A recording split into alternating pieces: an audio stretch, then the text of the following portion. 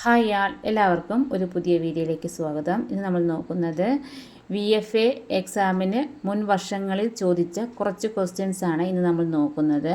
Question നോക്കാം. കേരള സംസ്ഥാനം രൂപീകരിച്ചത് ഏത് വർഷം? കേരള സംസ്ഥാനം രൂപീകരിച്ചത് ഏത് വർഷം? Answer option C 1956. 1956 കേരള സംസ്ഥാനം രൂപീകരിച്ചത് 1956 നവംബർ 1-നാണ്. ഭാഷാടിസ്ഥാനത്തിൽ സംസ്ഥാനങ്ങളെ പുനഃസംഘടിപ്പിക്കാനുള്ള സംസ്ഥാന പുനഃസംഘടനാ നിയമം അനുസരിച്ചാണ് കേരളം രൂപീകൃതമായത്. ഈ ദിവസം കേരളപ്പിറവി എന്ന പേരിൽ അറിയപ്പെടുന്നു. തിരുവിതാംകൂർ, കൊച്ചി, മലബാർ എന്നീ പ്രദേശങ്ങൾ കൂട്ടിച്ചേർത്താണ് കേരളം രൂപീകരിച്ചത്.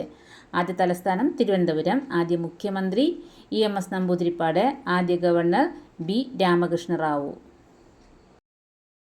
കേരളത്തിലെ ആദ്യത്തെ മുഖ്യമന്ത്രി ആര്? കേരളത്തിലെ ആദ്യത്തെ മുഖ്യമന്ത്രി ആര്? കേരളത്തിലെ ആദ്യത്തെ മുഖ്യമന്ത്രി EMS നമ്പൂതിരിപ്പാട്. EMS നമ്പൂതിരിപ്പാട്. ഏലംകുളം മനക്കൽ ശങ്കരൻ നമ്പൂതിരിപ്പാടാണ് കേരളത്തിലെ ആദ്യത്തെ മുഖ്യമന്ത്രി. 1957 ഏപ്രിൽ 5-നാണ് അദ്ദേഹം അധികാരമേറ്റത്.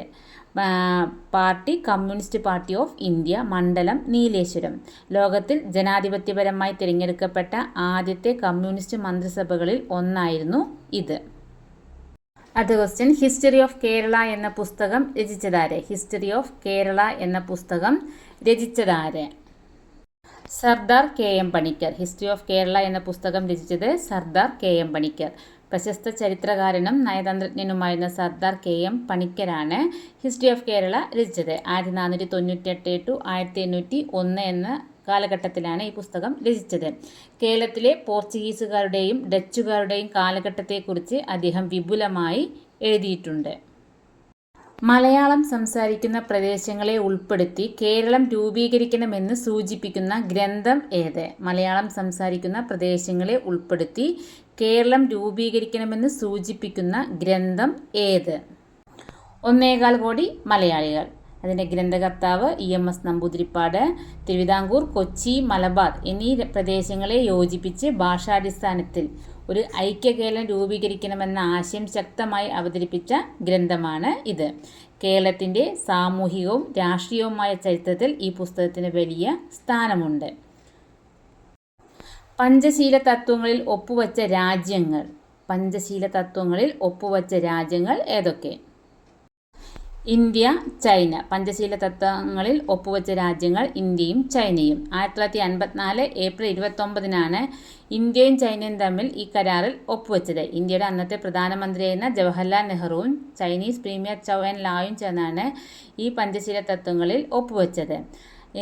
സഹവർത്തിത്വവും പരസ്പര ബഹുമാനവും ലക്ഷ്യമിട്ടിട്ടുള്ള 5 തത്വങ്ങളാണ് ഇവ.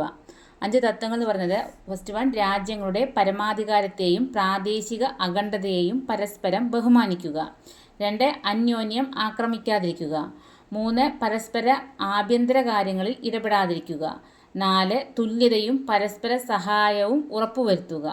5, സമാധാനപരമായ സഹവർത്തിത്വം. ഇതാണ് പ്രധാന പഞ്ചശീല തത്വങ്ങൾ. 1857 കലാപത്തിൽ നാനാ സാഹിബ് നേതൃത്വം നൽകിയ സ്ഥലം ഏതായിരുന്നു? 1857 കലാപത്തിൽ നാനാ സാഹിബ് നേതൃത്വം നൽകിയ സ്ഥലം ഏതായിരുന്നു? ആൻസർ കാൺപൂർ. 1857 ഒന്നാം സ്വാതന്ത്ര്യ സമരത്തിൽ നാനാ സാഹിബ് നേതൃത്വം നൽകിയത് കാൺപൂർ എന്ന സ്ഥലത്താണ്. മറാത്ത സാമ്രാജ്യത്തിലെ അവസാനത്തെ പേഷ്വയായിരുന്ന ബാജിറാവു രണ്ടാമൻ്റെ ദത്തുപുത്രനായിരുന്നു നാനാ സാഹിബ്. താന്തിയ തോപ്പിയും അസിമുള്ള ഖാനും അദ്ദേഹത്തെ കാൺപൂരിലെ കലാപത്തിൽ സഹായിച്ചു. ബ്രിട്ടീഷുകാർ അദ്ദേഹത്തിന് പേഷ്വ പദവിയും പെൻഷനും നൽകാതിരുന്നതിനാലാണ് കലാപത്തിലേക്ക് നയിച്ചത്. 1775 രണ്ടാം അമേരിക്കൻ കോണ്ടിനെൻ്റൽ കോൺഗ്രസ് നടന്നത് എവിടെ? 1775 രണ്ടാം അമേരിക്കൻ കോണ്ടിനെൻ്റൽ കോൺഗ്രസ് നടന്നത് എവിടെ? ഫിലാഡൽഫിയ. രണ്ടാം കോണ്ടിനെൻ്റൽ കോൺഗ്രസ് 1775 മെയ് 10-ന് പെൻസിൽവാനിയയിലെ ഫിലാഡൽഫിയയിലാണ് ഈ സമ്മേളനം ആരംഭിച്ചത്. 13 കോളനികളിൽ നിന്നുള്ള പ്രതിനിധികൾ ഇതിൽ പങ്കെടുത്തു. ഈ സമ്മേളനത്തിലാണ് ജോർജ് വാഷിങ്ടണിനെ കോണ്ടിനെൻ്റൽ ആർമിയുടെ കമാൻഡർ ഇൻ ചീഫായി തിരഞ്ഞെടുത്തത്. 1776 ജൂലൈ 4-ന് പ്രസിദ്ധമായ അമേരിക്കൻ സ്വാതന്ത്ര്യ പ്രഖ്യാപനം അംഗീകരിച്ചതും ഈ കോൺഗ്രസ്സിലാണ്. Answer option B Philadelphia. താഴെ തന്നിരിക്കുന്ന വാദങ്ങളിൽ പ്രാദേശികവാദത്തിന് ഉദാഹരണമല്ലാത്തത് ഏതാണ്? താഴെ തന്നിരിക്കുന്ന വാദങ്ങളിൽ പ്രാദേശികവാദത്തിന് ഉദാഹരണമല്ലാത്തത് ഏതാണ്? ചക്രവാതം.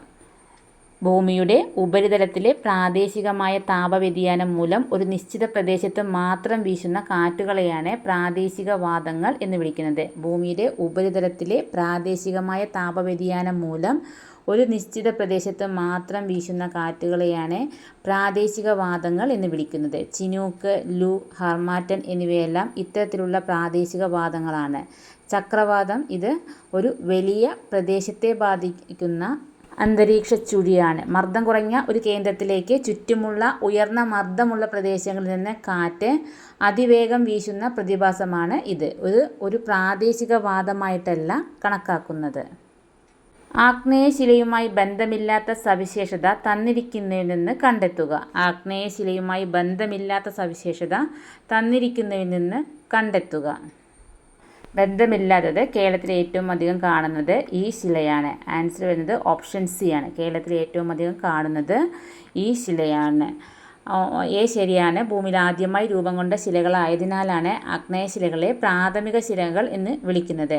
അതുപോലെ ബിയും ശരിയാണ്. ഈ ശിലയ്ക്ക് ഉദാഹരണമാണ് ബസാൾട്ട്. അതായത് ആഗ്നേയശിലകൾക്ക് പ്രധാന ഉദാഹരണമാണ് ബസാൾട്ട്, ഗ്രാനൈറ്റ് എന്നിവ. ഡിയും ശരിയാണ്. ലാവ തണുത്തുറയുന്ന സ്ഥലത്തിനനുസരിച്ച് ഇവ ഭൂമിക്കകത്തും പുറത്തും രൂപം കൊള്ളുന്നു. സി തെറ്റാണ്. കേരളത്തിൽ ഏറ്റവും അധികം കാണപ്പെടുന്നത് ആഗ്നേയശിലകളല്ല, മറിച്ച് രൂപാന്തര ശിലകളാണ്. ഉദാഹരണത്തിന് ചാർണോക്കൈറ്റ്. അതിനാൽ ആഗ്നേയശിലയുമായി ബന്ധമില്ലാത്ത പ്രസ്താവന ഓപ്ഷൻ സി. കേരളത്തിൽ ഏറ്റവും അധികം കാണുന്നത് ഈ ശിലയാണ്. എന്താണ് ക്ലിഫ്? തീരപ്രദേശങ്ങളിൽ തിരമാലകളുടെ നിരന്തരമായ ആഘാതം മൂലം കുത്തനെ രൂപപ്പെടുന്ന പാറക്കെട്ടുകളെയാണ് കടൽത്തീര ക്ലിഫ് എന്ന് വിളിക്കുന്നത്. തീരപ്രദേശങ്ങളിൽ തിരമാലകളുടെ നിരന്തരമായ ആഘാതം മൂലം കുത്തനെ രൂപപ്പെടുന്ന പാറക്കെട്ടുകളെയാണ് കടൽത്തീര ക്ലിഫ് എന്ന് വിളിക്കുന്നത്. തിരമാലകൾ തീരത്തെ പാറകളിൽ വന്നിടിച്ച് അവയുടെ ചുവടുഭാഗം കാർന്നു തിന്നുകയും മുകൾ ഭാഗം താങ്ങില്ലാതെ ഇടിഞ്ഞു വീഴുകയും ചെയ്യുമ്പോഴാണ് ഇത്തരം കുത്തനെയുള്ള ഭിത്തികൾ രൂപപ്പെടുന്നത്. വർക്കലയിലെ പാപനാശം ബീച്ചിലുള്ള ക്ലിഫ് ഇതിന് ഒരു മികച്ച ഉദാഹരണമാണ്. അപ്പോൾ ആൻസർ വരുന്നത് ഓപ്ഷൻ എ. ഇത് തിരമാലയുമായി ബന്ധപ്പെട്ട ഭൂരൂപമാണ്. പ്രീവിയസ് ക്വസ്റ്റ്യൻ പേപ്പറിലെ 10 ക്വസ്റ്റ്യൻസ് ആണ് ഇന്ന് നോക്കിയത്. നാളെ മറ്റൊരു വീഡിയോയുമായി വീണ്ടും വരാം. Thank you.